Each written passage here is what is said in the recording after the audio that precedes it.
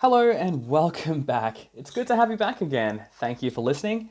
So, we had a bit of a break from things for a little bit over the last couple of weeks, and we talked about quite a lot of different topics.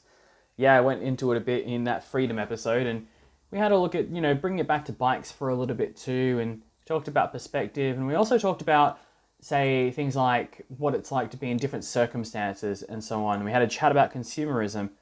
So, we've had to talk about a lot of big topics and so on.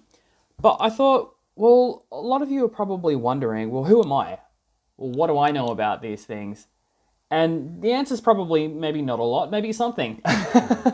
But what I wanted to talk to you about this week is a little bit different, and it's a little bit closer to home for me as well. I was really apprehensive whether I'd actually have a chat about this or not. So to preface this, we are going to talk bikes as well, but I'm going to save that for the later end of it. But the first half of this episode, I really wanted to talk about a little bit of a story about myself and some things that happened to me. So I guess what this story really is about friendship, about manipulation, and it's about what it's like to have someone else in your own life who sort of calls the shots without you even realizing it. Because it's surprising. You don't even realize that you're being played until, well, years later. So I'm going to just break this down and say that I'm not going to mention any names or anything like that. I'm going to create a name though. The person that I'm going to put into this story, his name is Felix. It's not actually his name, but that's what we're going to put in. So where am I going to start this? So we'll start this at all stories, how they all begin, which is, well, at the beginning. So in case you haven't caught on yet, you're listening to Josh Talks About Stuff, the show where Josh talks about stuff, and we're about to get into a lot of stuff in a minute. So if you'd like, please hit that like button if you like it only. If you want to subscribe, I'll be here every Thursday where we dump another video talking about something. It might be interesting or it might be arbitrary. It's completely up to you if you want to listen. So anyway, I'm just going to put that there. But if you do want to hit that bell notification, you will find out when the new videos upload. Generally speaking, I get the upload done every Wednesday night, so as soon as it clicks over to just after midnight on a Thursday, the video will be sitting there waiting for you Thursday, as in the daytime on Thursday. Anyway, without further ado, let's get into this. So this story starts back at the end of high school. So I'm in my 30s now, so this is going back quite a long way. But post-high school, I was in a position where I was apathetic. I didn't know what I wanted to do, and I was so jaded with school that I just hit this point where nothing really interested me. I'd already made a big mistake in high school, which is I wanted to study Japanese early on. I know that sounds very, not a big deal, but I'll tell you why it was a big deal. In year 7, when I was in high school, when I first started, we got to do 2 languages. We got to do Indonesian, we got to do Japanese. And for whatever reason, when it came to year 8, you had to choose which one of those you were going with. It was like an orientation in 7, so you didn't really get an option of choosing which one you wanted.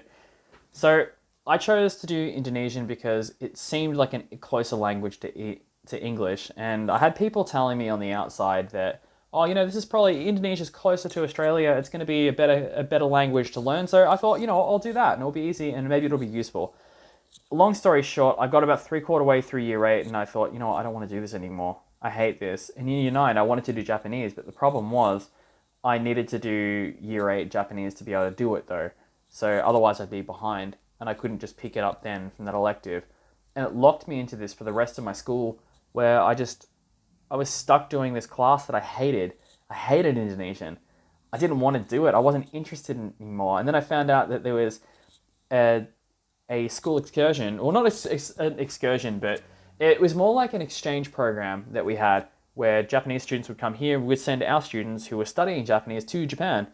And later on down the line, I ended up going to Japan on my own accord as an adult, but at the time, it just hit me hard that there was all these life experiences I wanted, and it just made me apathetic towards school because I lost out on this big thing, and my friends who were doing it, they loved it, and I couldn't share that with them. And a lot of them were talking about, Japanese culture and things that they were learning. There was a real community around those classes, and what that really built was it almost made me feel isolated, that there was this whole subculture of people in my school that had this thing that I thought that I was connected to these people, but they had their own connection with each other. I wasn't jealous, but I just wanted to be part of that world, and I was so close to have been part of that, and I just, due to my own fault, listening to other people, I guess I never got to experience it, and that was really difficult. I struggled with that for a long time, because I because I felt like I was depressed in school, I just didn't want to do anything. I didn't want to apply myself in other fields, and that just led into just one problem creating another problem. I didn't do well in English because of that, so then wasn't able to do and literature, that is. And then I didn't study for the maths exam, which I was pretty good at maths at that point too.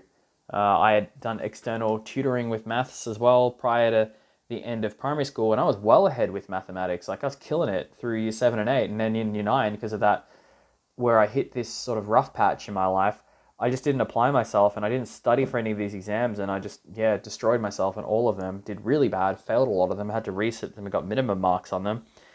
And as a result, I didn't get into maths methods, which was in high school, the second part of high school, senior school, in year 10 and 11 and 12. That put me behind, and it meant that I couldn't do other things. I couldn't do physics. I couldn't do all these other things because I hadn't done the prerequisites to get into that. And it was just essentially just one snowballing problem that came from one simple mistake, one decision I made, which outlined everything that happened. So why am I telling you this? Well, it's important because it's kind of very similar that I made a similar mistake to this after high school, where just one decision just created this flow-on effect, which created all these other problems. I guess you could call it like a butterfly effect.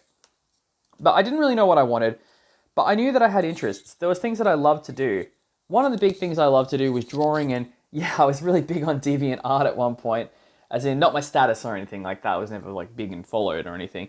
But I was really into DeviantArt. I really liked it, and I liked that art community, and it made me feel like I was part of something. I followed comic book artists, I followed lots of people, and in my free time, I'd just constantly be in sketchbooks drawing. I'd chuck on some music, and then I'd just spend hours just doodling, just getting page after page, and just putting concepts and ideas down. Kind of like I do with journaling now with words, where I'm just writing new stuff down every day. But back with this, I was just constantly just drawing and drifting pages out, and I thought, well, I'm into drawing, so what do I want to do? Do I want to be a comic book artist? Do I want to be an artist, a visual artist, all sorts of stuff? And I didn't want to do like anything like too, cinematic or anything like that at that point. I wasn't into acting or anything. Wasn't into theatre. I wasn't into any of that stuff at the time, or any kind of performing arts. But what I was into was drawing. Visual arts was just my thing. So I had done IT through high school as well, and I thought, well, you know what? I did that through VCE as well. But I thought, well, I don't know what I want to do, so I'll do this multimedia course that was in the Gordon TAFE in Geelong. So for those of you who don't know, TAFE is like, in America, I guess it's equivalent of like a community college or something. It's like a government subsidized thing. So I did a TAFE course in multimedia and design. And look, I'm not going to get too much into that because that's a big rabbit hole about what the funding is like in TAFE, what the resources are, and the actual learning you get. Short story of that is I learned nothing there. Nothing I didn't already know. The teachers knew nothing. A lot of it was just stuff that was pulled straight out of just web tutorials and so on that I could have learned myself. But at the end of the day, you get a nice shiny placard or whatever that says you've got a certificate in this or a diploma in that. But the reason I mention this is I was lost at that point because a lot of my friends had gone on to go to university. And in Australia, or where I am, in Victoria, a lot of the main universities are in Melbourne. So a lot of them moved into Melbourne, and it left me in a situation where I'm in a small city in Victoria called Geelong. So it put me in a position where I was isolated, and I hardly had any contact time with these guys because a lot of them were commuting up to Melbourne initially, but eventually they moved because it was easier. And look, I don't blame them because that's exactly what I would have done too. But what happened to me was I kind of felt like I was left behind, and I didn't really have any friends at that point. I did have some friends from high school that stayed around, but for the most part, most of my social group had sort of drifted away, and I'd talk to people online. And I guess in this world of COVID-19, where you've got Facebook and you've got all these different things, that's fair enough, but Facebook really wasn't like a big thing then. I think MySpace was more of a thing. But even then, social media wasn't really the same thing it used to be. We had messaging and stuff, which was through like MSN Messenger, but because smartphones weren't around then, you couldn't just take them with you. So the only time you'd really have that social connection with people would pretty much be that if you were at home, just checking, the equivalent of checking email pretty much, or using the instant messenger. We have to open an application to do so. So if you're out in the community or out and about, you're cut off from those people. So I guess I was forced into a situation where, I had to build a social group. And it just happened to be that I met this guy who I'm going to call Felix. I met this guy in TAFE, and it turned out we had similar interests. And I was into music back then, and we got talking, and it was fantastic. I met this guy that, everything we shared all these interests in the same kind of movies, the same music we listened to, all sorts of things. And it was blowing my mind that I suddenly had this connection with this complete stranger that I'd never had with anyone until that point. And it really felt like a genuine connection too. We used to do everything together. We used to always hang out, go on drives, and we'd stay at each other's houses for days on end and cook meals together and all sorts of stuff. And it was just amazing because I've got older siblings as well, so I never really had this connection with them. Like, I've got a fantastic relationship with my family, which, don't get me wrong, but I think there's a difference when there's no age gap though. When you've got someone that's the same age as you and you've got this connection with, and I guess in a lot of ways people would probably refer to this as like a best friend or whatever. But something happened over time, and it's not until hindsight now when I look back that I realized that maybe this wasn't as, everything wasn't as it seemed. Because at one point I started to change and things started to get a bit different with me. My social group started to grow, and because we would go and do things together quite a lot, we ended up meeting other people who had also similar interests, and I met some fantastic other people, which I still talk to this day, which are fantastic people. I love them, they're great. But what happened though was, how do I put this? In some relationships you have with people, it's give and take. You've got setups where, you invest into the relationship and they invest into the relationship, and it creates something dynamic and great. But then there's other relationships where it seems like you're both contributing to it, but one might be contributing a little bit more than the other, and the other one might be just there to take it. And things started to go in that direction. I noticed little things would change too over the years, that we would have these friends that we would hang out with. But then I noticed that when I would spend time with one of them without my Felix friend, he would start to say negative things about those people and put ideas in my head and tell me things about them that would try and detract me from them. And because I spent so much time with him, I had so much respect for him because he seemed like someone who was genuinely going to be successful too. He was good at all these different things in music and whatnot, and I thought he was actually going to go on and do something spectacular with his life. And all the signs were right there. He was networking with the right people. He was meeting people that had really respect for him, and they were people who were in great positions too. And he had so much confidence too. He seemed like he was booming with confidence. He was cocky that he could do things and he could do all this kind of stuff. And just my relationships, I found it started to be a situation where I was absorbing a lot of the opinions he had on things that I thought that I cared about, which it turned out to be later on that I really didn't care about at all. That there are opinions that were sort of thrust onto me that I gained. And I never really realized how toxic this whole thing was until, like I said, only a couple of years ago, where it really hit me and I had this existential moment where I realized, wow, like a big chunk of my life was just, I don't like using the term wasted because it sort of implies that that time is kind of gone and I haven't learned anything from it, because I think I have. And there's plenty of things that have happened along the way, and you know what's even sadder is I can think of like a plethora of times, like a myriad of situations where we did things that were fantastic and I've got all these happy memories and I can think of lots of them. But then I think about the years that we were friends as well, and I realize that's only a minority of times. That was this like sliver in history, this tiny little microcosm in all of these years when I add up all those memories of all the good times we had. So what was bad about it? Well, I guess we'll go back to what I said about how I changed and what had happened to me and what I'd become. I realized this years later that I'd started to get a little bit more selfish, a little bit more self-interested. The way I saw people was different. I started judging people a lot more, and not just like judging them like physically or anything like that, but I mean judging them for their interest, things that, made them happy. Suddenly it was looked down on, judging people as being like a sellout or whatnot. And I started feeling this resentment towards myself, like maybe there's something, what is wrong with me? Why am I adopting all these things? What I'm going to do is I'm going to cycle right along ahead, because this essentially goes on for years like this. So I don't get too bogged down in it. a couple of years ago, I was sitting down and I was thinking about my life and over the years, and I was having this moment where I was getting nostalgic. I found some old photos of things, me and him, and me in that time period and whatnot. And I had this realization that, you know what, I used to be a really creative person. I used to draw all the time. I used to I used to make my own clothes, and I think I've chatted about this before on a previous podcast. But what I really want to really hit home there is I did all these things. Like I used to like make my own printed shirts and draw on them and stuff. And I used to do my own things, and I used to cut my own hair, and I used to do all these different things and dye my hair different colors. And you know what? I didn't care what anyone thought. I did it for me. I didn't do it for other people. I didn't care what people said. I didn't care if people called me names for it. And people did call me names. People called me horrible things. And it just made me laugh. I didn't really care.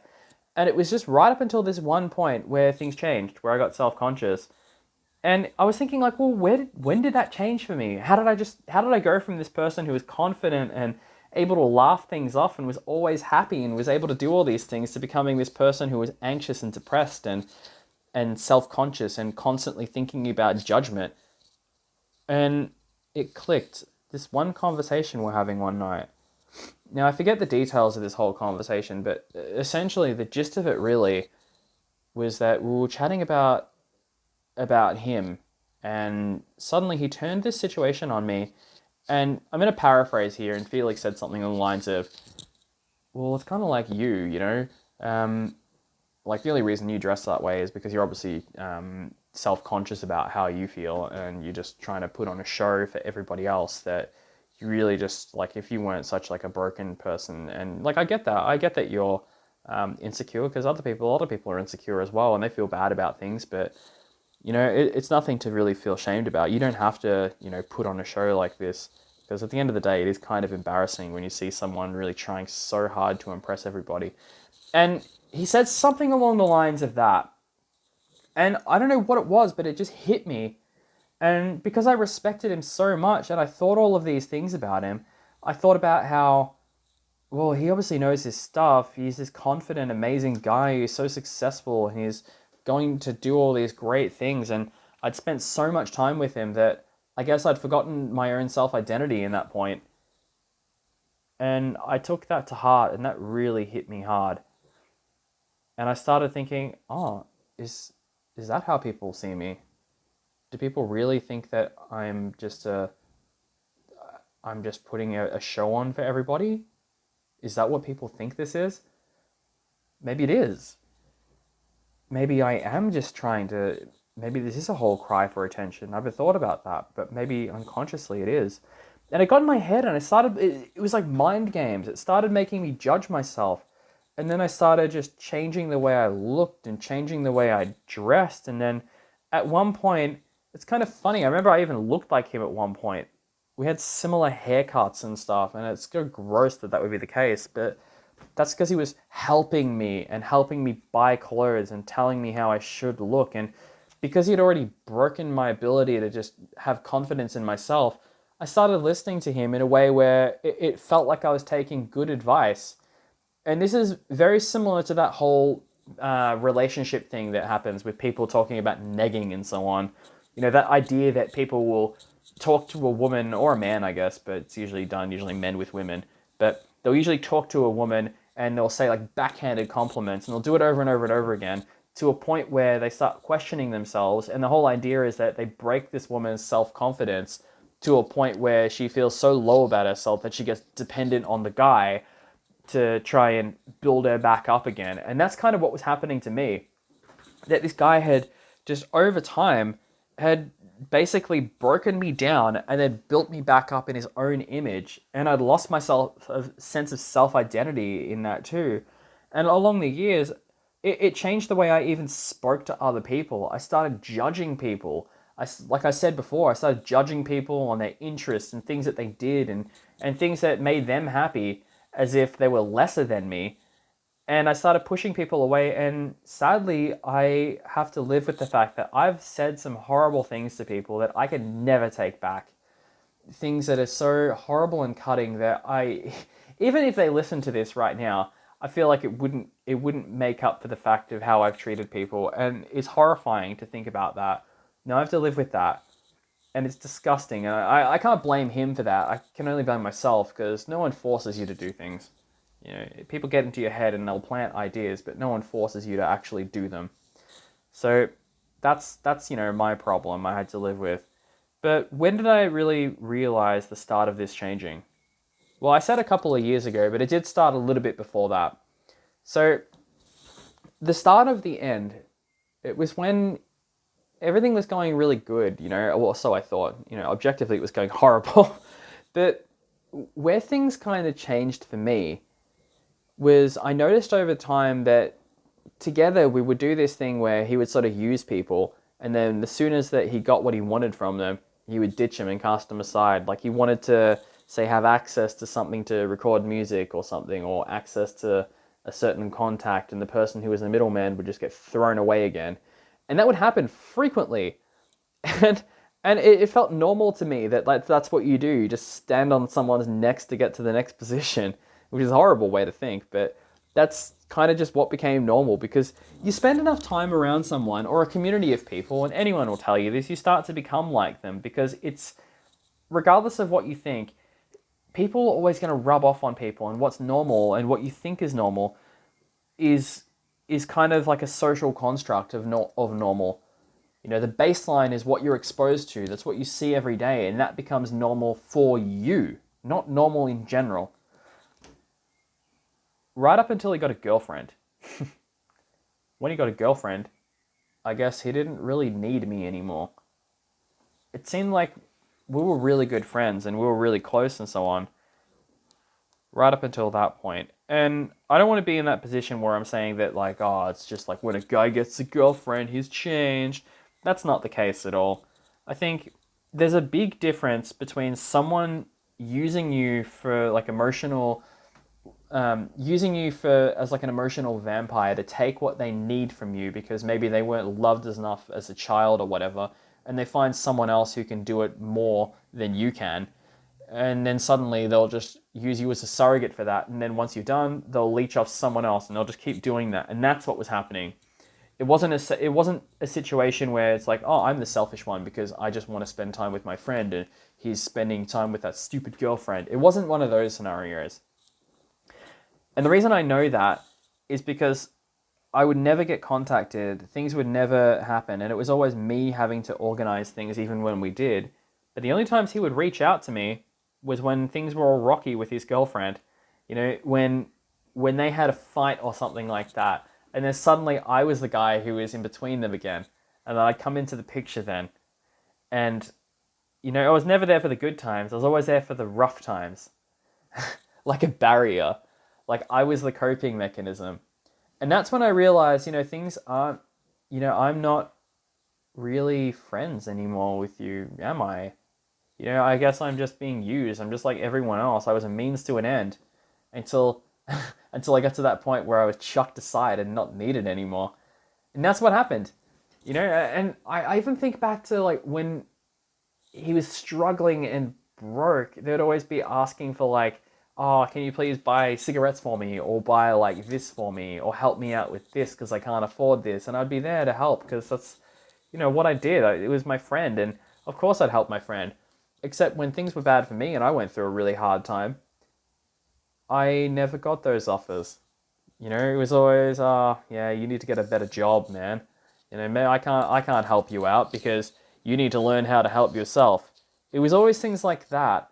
And I'm not beyond helping myself, but it was just this weird hypocrisy between things worked one way, but then the second things flipped around, it was like a whole nother conversation.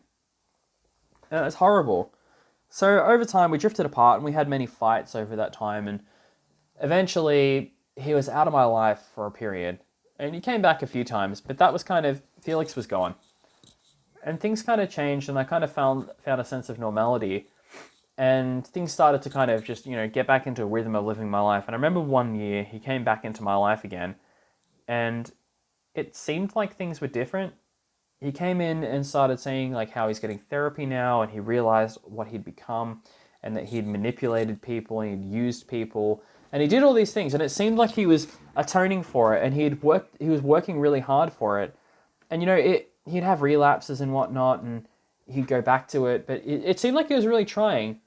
But then I realized this was going on for years like this. And then it clicked, and I realized what was happening. It wasn't that he was changing. He wasn't changing at all. It was the same old Felix.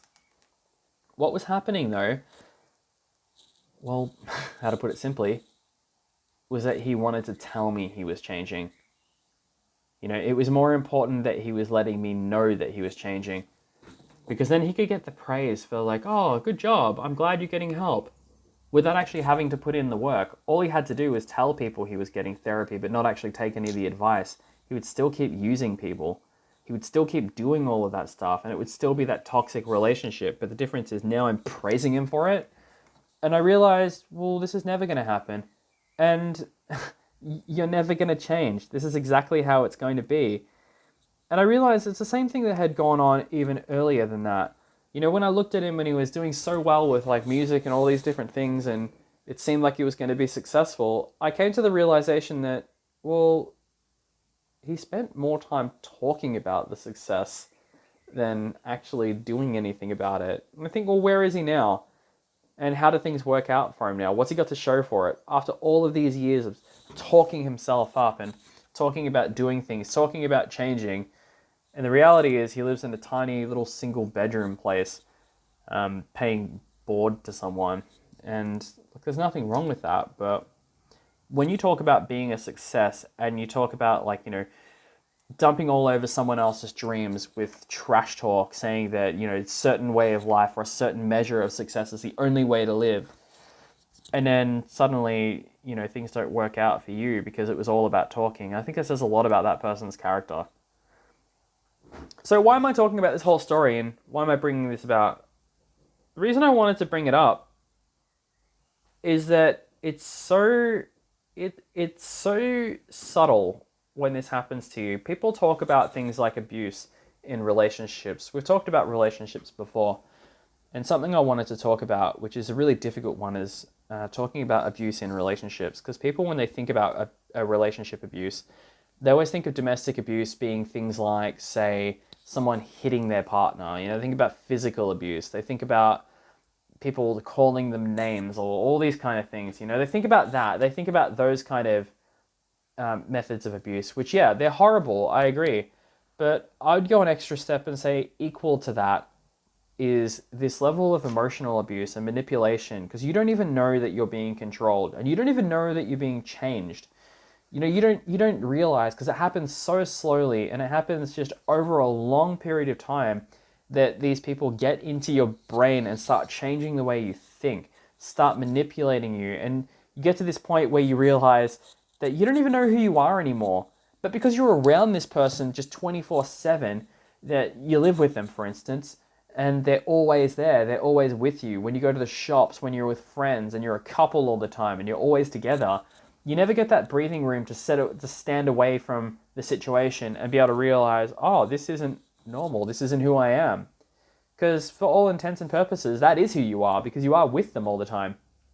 And I consider myself lucky sometimes when I think about this story, because yeah, I'm bitter about it sometimes, because I think 8 years of my life was just thrown away with things I could have done, things I could have achieved, and dreams I had that I could have followed, and opportunities that I had that I could have just walked into any of these opportunities at the time. I had really good prospects at one point.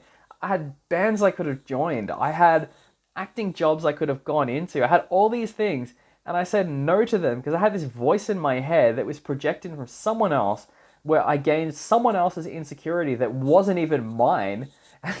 And then all these ideas of what I thought success was like that weren't even my opinions on success. There was someone else's. And I threw all of this away based on, living life the way that some guy wants me to live. And it's crazy to say now that, to say all this, because I know there's a lot of people listening that will say something like, oh, well, you should have known better. I would have known better. Well, that's the point, is that you don't know better because you wouldn't know better, because that's how this happens. And this is exactly when people say that, oh, if your husband's abusing you, then just get out. Well, it's not as simple as that. a lot of these people don't know they're being abused and they can't leave because that's their life now. You know, this is what they live with. And when you don't know you're being abused, if you don't know that you're in this imaginary cage all the time that you're taking around with you, then how are you supposed to escape? It's really horrible and it's sad. So I guess what the point of this whole story is, it's really just a piece of my life, and it's something that I think about every so often, and it took me a long time to kind of come to terms with a lot of that. And it really gave me a new appreciation for what it is for people to go through things like this. And it gave me a new understanding of it because I got to say that, you know, thankfully I didn't have to deal with this in a relationship, but in a like a romantic relationship. But in having this baggage that I've got there that I can kind of address and go back to, at least I can learn from it.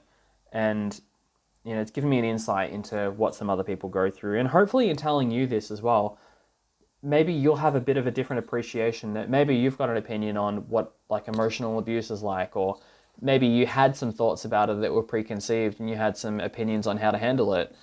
And hopefully me talking about this has given you slightly different insight into that and how it works and what it's like to be in that scenario, because it's a horrible situation to be in. But I did say, look, with us, it's going to be kind of jarring to jump into this, but I did say that we were going to have a chat about bikes as well. I wanted to make sure I leave enough time to talk about this. So we'll move on, and maybe we'll come back, or maybe not. But basically, with bikes, I came to a realization recently.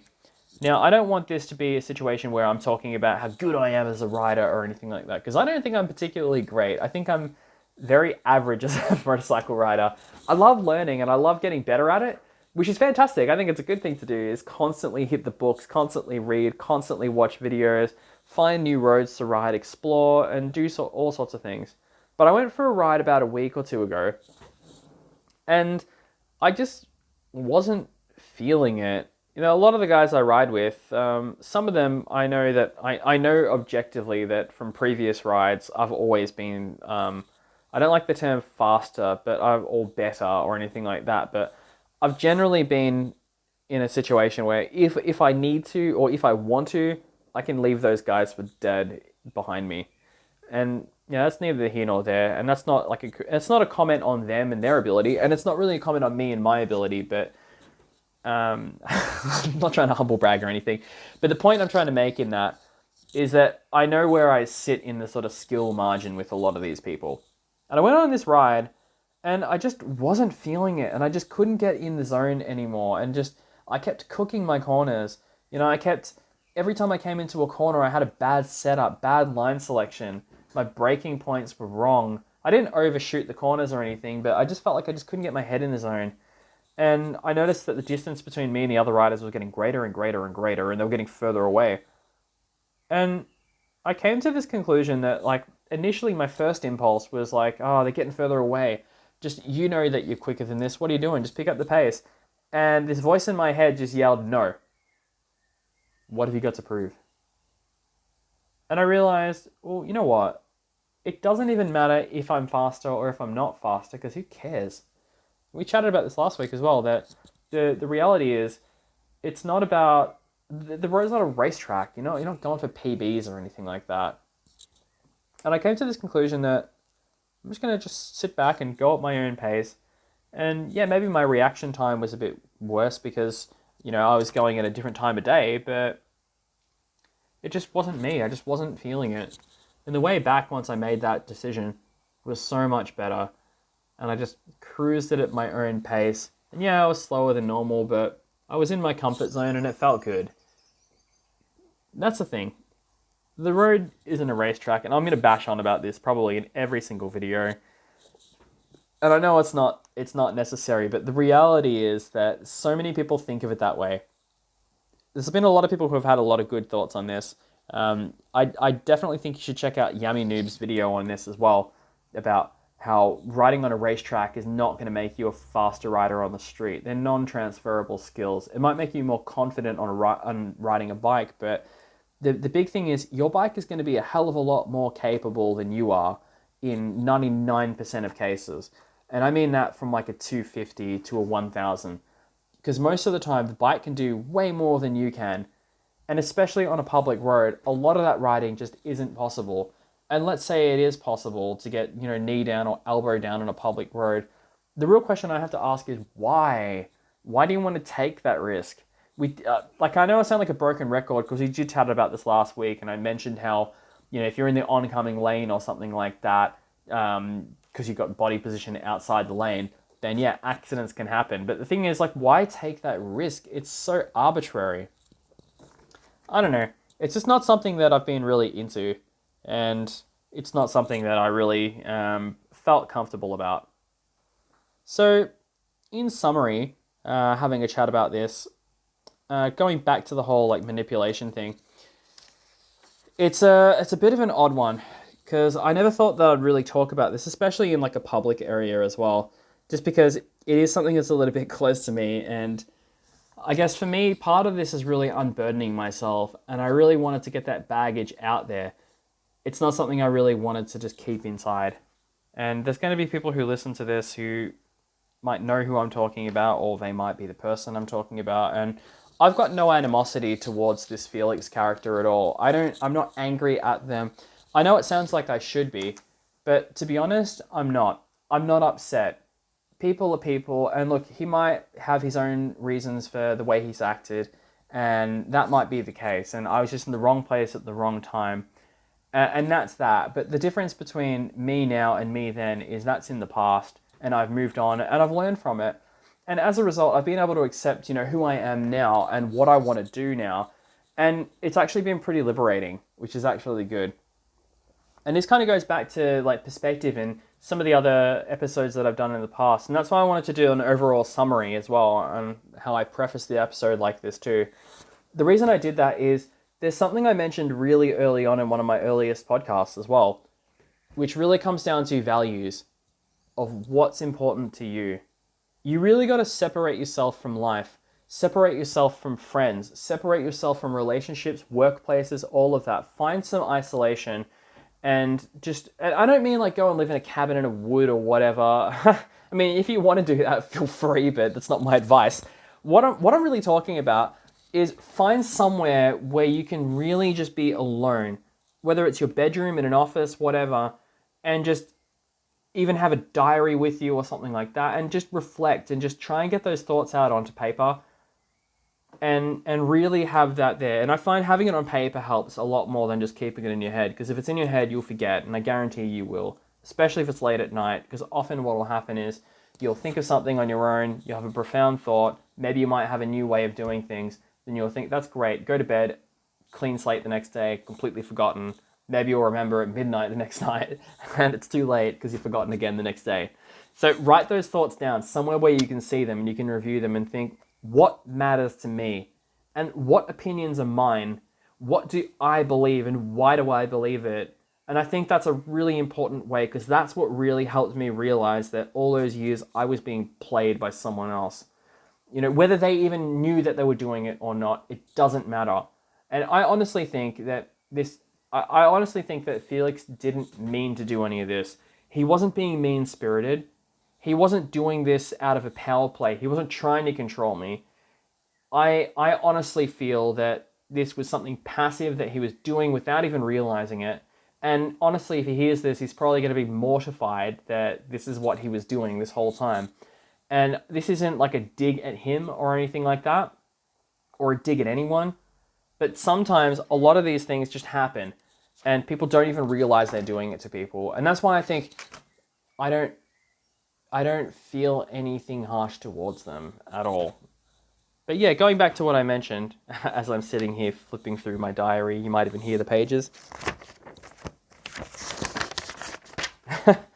The reality is that if you write all these things down and just get a page and just write, what do I believe in?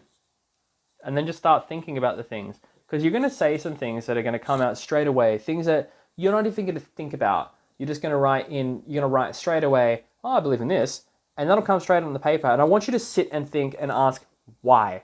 And even write why next to it. Have 2 columns. Have one column that says, what do I believe in? And then the next column have, why do I believe it? And then you got to have a real reason for that.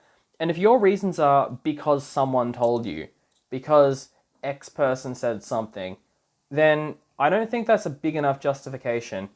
And yeah, there's going to be things in life that you believe that are based on, say, evidence-based practice, like medicine is, for instance, that you believe that, say, you believe in gravity or whatnot, you believe the earth is round, or you believe in, you name it, there's all sorts of different things. You believe in how mathematics works because you can test it yourself, but you can also have a look at lots of things that are written by other people, and you can really weigh up and stack that evidence. So yeah, you can do that, and it's fine to believe what other people say. If that's the case, I'm not the gatekeeper of knowledge here or anything like that. But I think it's important to sort of realize that other people can have these influences without you even realizing. So, in summary of everything today, I don't really have much to add to that. I think I'm going to leave this episode nice and short and sweet. But one thing I've got a question for you guys, though. This is really simple. Is over the past, say, 8-9 weeks, what has worked for you out of these podcasts? What do you like? What do you think could be improved? And what do you want to hear more of? Because I'd really like to start catering this a little bit more to you guys, because you're the ones listening to it, and I'm happy to talk about anything. I'm happy to talk about all sorts of things, because I love coming here every Thursday and having a chat with you, and I hope you love listening. But yeah, if you could get back to me, just comment below, and I would love to know. Anyway, look, I'll leave that there. And if you've liked today's episode, I know it's been very, very different, and it's been a little bit, a little bit of a slower pace. It's been a little bit more somber, and it's been a little bit more personal. It is a bit of a departure from what we talked about before, and the tone has been very, very different too, and I'm aware of that. But I think I prefaced that pretty well coming in. So anyway, if you liked it, feel free to hit a like up there. You don't have to hit a like. I'm not going to come to your house and demand one, but do know that might happen. If you want to subscribe to it, that's cool, and you can hit that bell notification as well, and we'll have another video up every Thursday. So that's pretty much all. We'll wrap this one up here. So it's a little bit shorter by a minute or two than previous weeks, and I'm sorry about that, but that's how we're going to leave it. Anyway, I will see you again next Thursday. Until then, have a great day. Bye.